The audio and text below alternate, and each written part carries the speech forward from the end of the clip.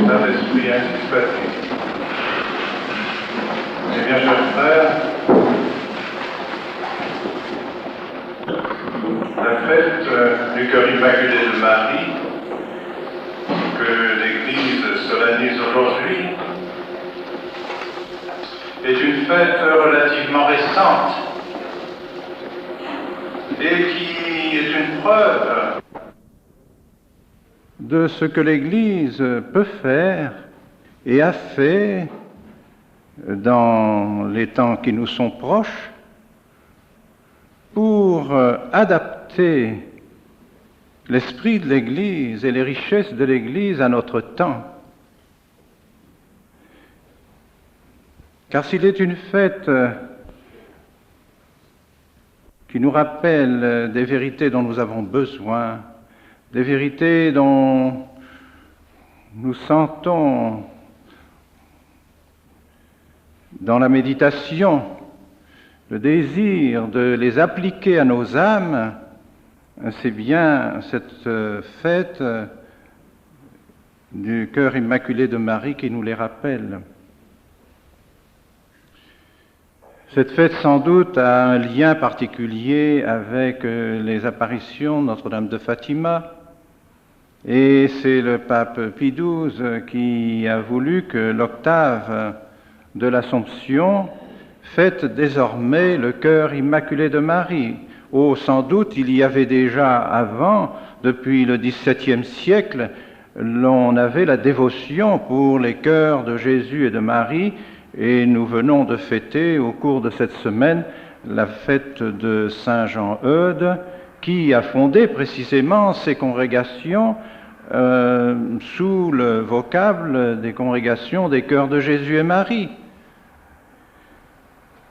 Mais si notre Saint-Père le Pape, Pie XII, a voulu honorer d'une manière particulière le cœur immaculé de Marie, c'est que notre temps en avait bien besoin. En effet, nous avons besoin dans ces temps qui sont durs, dans ces temps qui nous privent de ce qu'avaient les chrétiens autrefois, la manifestation de la charité de notre Seigneur, qui était évidente durant les siècles de chrétienté. Partout, on trouvait des maisons religieuses. Dans toute la chrétienté se multipliaient les monastères, les couvents, les hôtels-dieux, que sais-je, combien et combien de maisons religieuses peuplaient nos villages, nos campagnes, nos villes, de telle sorte que nous avions cette impression, je pense que les personnes qui ont vécu ces temps avaient l'impression d'être de baigner en quelque sorte dans l'amour de notre Seigneur Jésus-Christ, parce que son amour se manifestait, je pourrais dire, à tous les coins de nos rues.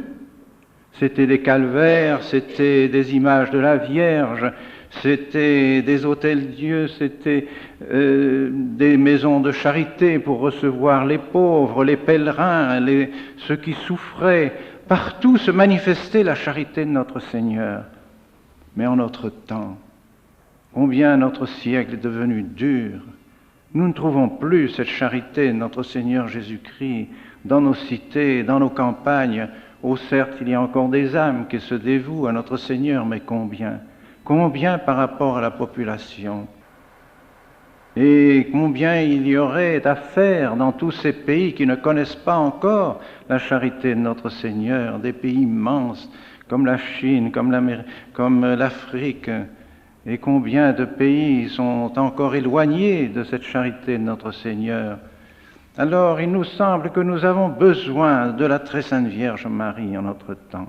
Nous avons besoin du cœur de la Très Sainte Vierge Marie pour nous aider à nous maintenir dans notre foi, sentir cette chaleur, je dirais, de l'amour de notre Seigneur Jésus-Christ pour nous. Ne le voyant plus sous nos yeux, le voyant de moins en moins, nous avons besoin de sentir que la Vierge Marie est auprès de nous. Et je pense que c'est cela qui a fait que la Très Sainte Vierge Marie à Fatima a demandé que l'on prie son cœur immaculé. Nous avons besoin de cette affection divine, divine qui est répandue dans le cœur de la Vierge Marie. Et nous avons besoin aussi de son cœur immaculé. Immaculé, c'est-à-dire sans tache, sans péché. Or, Dieu sait, si précisément parce que nous n'avons plus autour de nous l'exemple de ces vies qui sont tout entières données à notre Seigneur Jésus-Christ, qui réalisent la loi de notre Seigneur Jésus-Christ, sa loi d'amour, car enfin les commandements de Dieu se résument dans l'amour de Dieu et dans l'amour du prochain. Et aujourd'hui, vous êtes les témoins de ce qui se passe dans nos sociétés, où l'on assassine les enfants, les gens se suicident. Ne savez-vous pas qu'ici, en Suisse, il y a plus de suicides que de morts par accident de voiture? On a publié cela dans un journal il y a peu de temps. Il y a eu 1800 suicides dans l'année dernière, au cours de l'année dernière, alors qu'il y avait que 1600 morts par accident de voiture. 1800 suicides, et en général des jeunes. Qu'est-ce que cela signifie? Ça signifie que ces pauvres âmes ne sentaient plus la charité de notre Seigneur autour d'elles, étaient dégoûtées de cette vie qui les entourait pour se suicider. Et si l'on publiait ce qui se fait dans bien d'autres pays, nous serions épouvantés. Que l'on songe au divorce, que l'on songe à tous ces enfants abandonnés qui ne savent plus à qui aller, ou à leur mère ou à leur père. Nous sommes dans une société dure, pénible, qui ne pratique plus la charité. C'est d'ailleurs ce que personnellement j'avais surtout éprouvé lorsque je me trouvais au milieu de ces nations africaines vers lesquelles j'ai été envoyé pendant 30 ans. Ce qui me frappait le plus, c'était les sentiments de haine. Ces gens nourrissaient souvent d'un village à l'autre la haine, dans un village d'une famille à l'autre la haine. Et s'ensuivaient les empoisonnements, s'ensuivaient les homicides à cause de cette haine. L'amour de notre Seigneur Jésus-Christ ne régnait pas. Nous ne savons pas quel bonheur nous avons d'avoir notre Seigneur Jésus-Christ pour Père et la Mère, la Très Sainte Vierge Marie pour Mère. C'est là qu'il nous faut puiser vraiment notre amour pour le bon Dieu et nos modèles. Car enfin, la Très Sainte Vierge Marie, si elle avait un cœur aimant, elle ne l'avait que pour notre Seigneur Jésus-Christ et pour ceux qui étaient attachés à notre Seigneur Jésus-Christ et pour conduire toutes les âmes à notre Seigneur Jésus-Christ, à son Fils Jésus. Elle vivait de cet amour. Et parce qu'elle a aimé notre Seigneur, elle n'a jamais pu l'offenser, elle ne le pouvait pas. Elle est née immaculée dans sa conception, immaculée dès sa naissance, et elle est demeurée immaculée toute sa vie. Elle est pour nous donc un modèle de la pureté du cœur, un modèle de cette obéissance à la loi de notre Seigneur Jésus-Christ. Et parce qu'elle a aimé notre Seigneur, elle a voulu souffrir avec lui, partager ses souffrances. C'est le signe de l'amour, de partager les souffrances.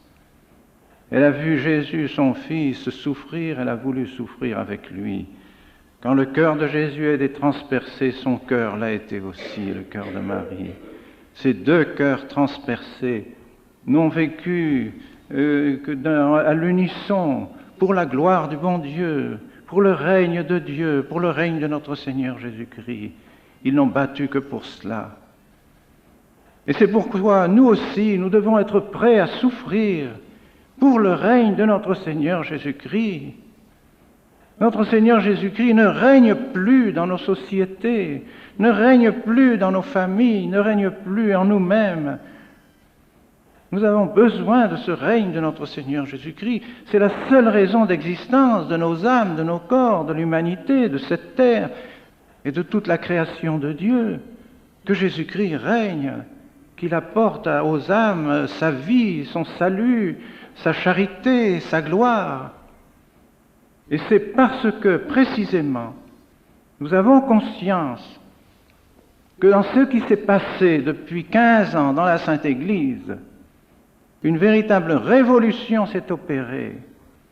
qui s'attaque à la royauté de notre Seigneur Jésus-Christ, qui veut détruire le règne de notre Seigneur Jésus-Christ. C'est clair, c'est net. Que nous ouvrions les yeux, nous pouvons le constater. On n'oblie plus à la loi de notre Seigneur Jésus-Christ, et malheureusement, ceux qui devraient nous apprendre à obéir à cette loi nous encouragent au contraire à y désobéir. Car quand on veut la laïcité des États, on détruit le règne de notre Seigneur Jésus-Christ. Lorsqu'on met en doute la réalité de la sainteté du mariage et les lois du mariage, on détruit l'amour de notre Seigneur Jésus-Christ dans les foyers. Lorsqu'on ne dit rien, lorsqu'on ne parle pas fortement, ouvertement contre l'avortement, on ne fait pas régner notre Seigneur Jésus-Christ. Lorsqu'on détruit le culte de la royauté de notre Seigneur Jésus-Christ, on détruit aussi le règne de notre Seigneur Jésus-Christ dans les âmes. Or, le saint sacrifice de la messe n'est pas autre chose, mes bien chers frères, que la proclamation du règne de notre Seigneur Jésus-Christ. Par quoi notre Seigneur Jésus-Christ a régné, regnavit alignio Deus. Il a régné par le bois de la croix. Il a vaincu le démon, il a vaincu le péché par le bois de la croix. Ainsi, en renouvelant le saint sacrifice de notre Seigneur et son calvaire sur l'autel, nous affirmons la royauté de notre Seigneur Jésus-Christ. Nous affirmons sa divinité. Et en détruisant en quelque sorte notre saint sacrifice de la messe, on a détruit l'affirmation de la royauté de notre Seigneur Jésus-Christ et de sa divinité.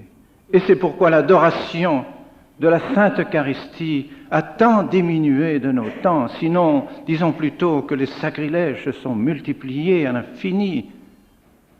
Depuis le Concile, il faut le dire, c'est clair, c'est net. On a relégué notre Seigneur Jésus-Christ dans la Sainte Eucharistie hors de nos autels. On ne l'adore plus, on ne veut plus faire la génuflexion devant la Sainte Eucharistie. C'est cela le règne de notre Seigneur Jésus-Christ, c'est reconnaître qu'il est Dieu, c'est reconnaître qu'il est notre roi. Et par conséquent, nous devons manifester cet amour de notre Seigneur Jésus-Christ, l'existence de sa divinité. Je n'en veux qu'un fait qui vient de se passer et qui est public aux États-Unis, au Congrès eucharistique de Philadelphie. Y a-t-il eu une procession du Saint-Sacrement? Non, il n'y a pas eu de procession du Saint-Sacrement, pas plus qu'il y en a eu il y a 4 ans au Congrès eucharistique de Melbourne, où j'étais présent. Pourquoi pas de procession eucharistique devant l'Eucharistie? Parce qu'on a voulu faire de ce congrès eucharistique un congrès œcuménique. Congrès œcuménique, c'est-à-dire avec des protestants, avec des juifs, avec des gens qui ne croient pas à la divinité de notre Seigneur Jésus-Christ, qui ne veulent pas honorer notre Seigneur Jésus-Christ, qui ne veulent pas de son règne. Comment peut-on prier avec des gens qui sont contre notre foi, qui n'admettent pas notre foi? Alors, ils ont posé comme condition, nous voulons bien participer au congrès eucharistique à la condition qu'il n'y ait pas de procession du Saint-Sacrement, c'est-à-dire pas d'honneur rendu à celui qui est notre roi, et notre Père, et notre Créateur, et notre Rédempteur, celui qui a versé tout son sang pour nous. On ne veut pas l'honorer, et on a accepté parce que pour participer au congrès avec les protestants et avec les juifs, il fallait donc ne pas faire de procession du Saint-Sacrement. Bien plus, on a fait une espèce de concélébration avec des pasteurs protestants. Et c'était un pasteur protestant qui présidait la concélébration. Tout cela crie vengeance. Crie vengeance. Notre Seigneur n'est plus honoré. Notre Seigneur n'est plus notre roi. Nous l'insultons en faisant des choses comme celle-là. Et si un jour les armées des communistes déferlent sur nos pays, eh bien nous l'aurons mérité par les sacrilèges que nous aurons faits, que nous aurons admis, que nous aurons laissé faire, par le manque d'honneur que nous aurons donné à notre Seigneur Jésus-Christ. Nous ne voulons plus notre Seigneur Jésus-Christ comme roi, nous aurons le démon comme roi. Il viendra. Et alors nous pourrons parler de liberté. ceux qui auront voulu la liberté, cette liberté qui veut libérer tout simplement des commandements de Dieu et de l'Église. Une libération. On a voulu se libérer de notre Seigneur, on aura un autre prince qui viendra nous apprendre la liberté. Alors nous devons manifester, nous qui avons le bonheur de comprendre ces choses, nous qui avons le bonheur de croire encore en la divinité de notre Seigneur Jésus-Christ, en sa royauté, nous devons le clamer dans nos familles, partout où nous sommes, nous réunir partout, là où il y a des groupes de chrétiens qui croient encore à la divinité de notre Seigneur Jésus-Christ, à sa royauté, et qui ont l'amour dans leur cœur, l'amour que la très sainte Vierge Marie avait pour son Fils Jésus. Eh bien, ceux qui ont cet amour-là, qu'ils se réunissent et qu'ils tiennent fermement, sans hésiter. Ce sont eux qui sont l'Église. Ce sont eux, ce ne sont pas ceux qui détruisent le règne de notre Seigneur. Car il faut le dire ouvertement, comme l'a dit d'ailleurs le cardinal Suenens, c'est pas moi qui ai inventé ce terme. Le concile a été 89 dans l'Église. Oui, je crois en effet que ça a été 89 dans l'Église. Lui, il s'en réjouissait. Nous le déplorons. Nous le déplorons, car 89 dans l'Église, c'est-à-dire le règne de la déesse raison, adoré par nos prédécesseurs de 89, nos ancêtres de 89, qui ont adoré la déesse raison, qui ont mené à l'échafaud toutes les religieux et les religieuses, qui ont détruit nos cathédrales, qui ont violé tous nos temples. Bien, est-ce que cette révolution à laquelle nous assistons n'est pas pire que celle de 89? Si nous faisons le bilan de ce qui s'est passé depuis le Concile, dans nos églises, dans nos foyers, dans nos écoles, dans nos universités, dans nos séminaires, dans nos congrégations religieuses, le résultat est pire que ce qui s'est passé en 89. Car en 89, au moins, les religieux et les religieuses montaient à l'échafaud, donnaient leur sang pour notre Seigneur Jésus-Christ. Et je pense que vous êtes prêts à le donner, votre sang, pour notre Seigneur Jésus-Christ. Mais aujourd'hui, non. Quelle honte de voir ces prêtres qui ont abandonné leur sacerdoce et qui, tous les mois encore, combien de prêtres vont porter leur demande d'abandonner le serment qu'ils ont fait de servir notre Seigneur Jésus-Christ à Rome pour se marier. Et au bout de 3 semaines, ils ont la permission de se marier. Est-ce que ce n'est pas pire? Est-ce qu'il ne vaudrait mieux pas qu'ils montent sur l'échafaud, ces prêtres, pour affirmer leur foi en notre Seigneur Jésus-Christ, au lieu de l'abandonner?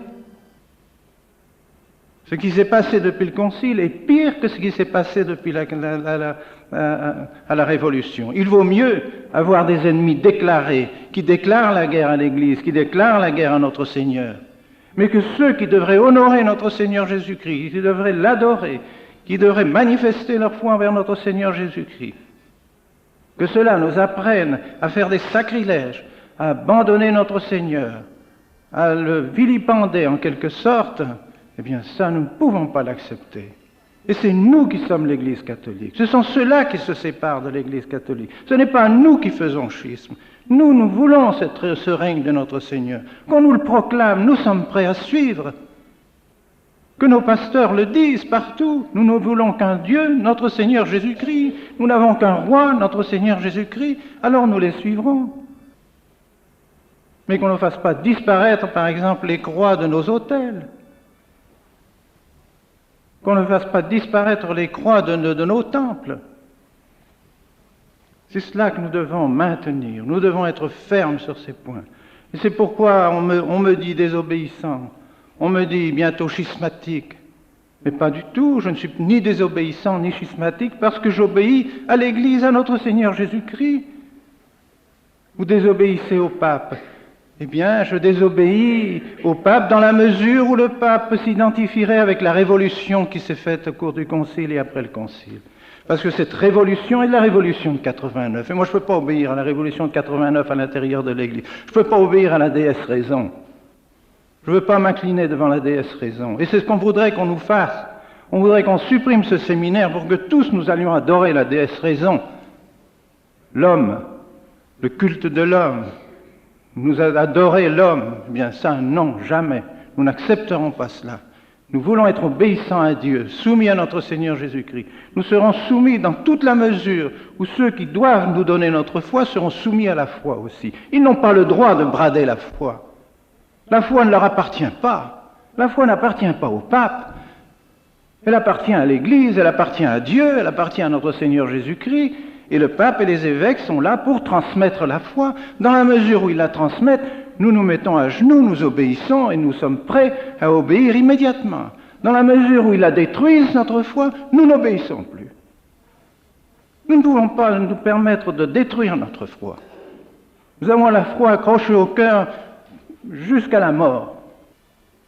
Voilà ce que nous devons dire, ce que nous devons proclamer. Alors nous ne sommes pas des désobéissants, nous sommes des gens qui obéissent à notre Seigneur Jésus-Christ. C'est ce que l'Église a toujours demandé à ses fidèles. Et quand on nous dit « vous jugez le pape, vous jugez les évêques », ce n'est pas nous qui jugeons les évêques. C'est notre foi, c'est la tradition, c'est notre petit catéchisme de toujours. Un enfant de 5 ans peut en montrer à son évêque. Si un évêque vient dire à un enfant « ce qu'on vous dit sur la Sainte Trinité, qu'il y a 3 personnes dans la Sainte Trinité, c'est pas vrai ». Il prend son catéchisme, dit « mon catéchisme enseigne qu'il y a 3 personnes dans la Sainte Trinité, c'est vous qui avez tort, c'est moi qui ai raison ». Il a raison, cet enfant. Il a raison. Parce qu'il a toute la tradition avec lui, parce qu'il a toute la foi avec lui. C'est cela que nous faisons, nous ne sommes pas autre chose. Nous disons la foi, la tradition vous condamne. La tradition condamne ce que vous faites actuellement.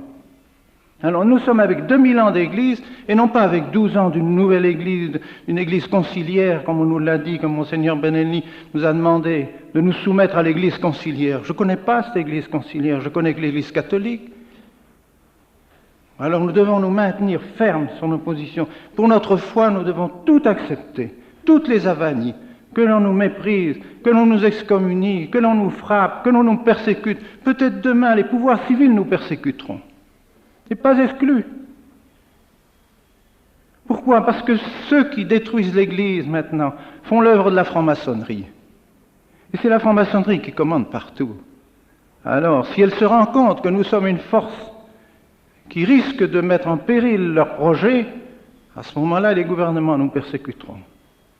Alors, nous irons dans les catacombes, nous irons n'importe où, mais nous continuerons à croire. Nous n'abandonnerons pas notre foi. On nous persécutera, et beaucoup d'autres ont été persécutés avant nous pour leur foi. Nous ne serons pas les premiers, mais nous serons au moins donner l'honneur à notre Seigneur d'être ses fidèles, de ne pas l'abandonner, de ne pas le trahir. Voilà ce que nous devons faire. Nous demandons qu'être fermes et demander à la très sainte Vierge en ce jour de n'avoir comme elle qu'un amour dans notre cœur, notre Seigneur Jésus-Christ, qu'un nom inscrit dans nos cœurs, notre Seigneur Jésus-Christ. Il est Dieu, il est le Sauveur, il est le Prêtre éternel, il est le Roi de tous et il est dans le ciel. Il n'y a que lui, le Roi, dans le ciel. Il n'y a pas d'autre Roi que notre Seigneur Jésus-Christ dans le ciel. C'est lui qui fait le bonheur de tous les élus, de tous les anges, de sa Sainte Mère, de Saint Joseph. Eh bien, nous voulons participer aussi à cet honneur, à cette gloire, à cet amour de notre Seigneur Jésus-Christ. Nous ne connaissons que lui et nous voulons connaître que lui. Au nom du Père, du Fils et du Saint-Esprit, ainsi soit.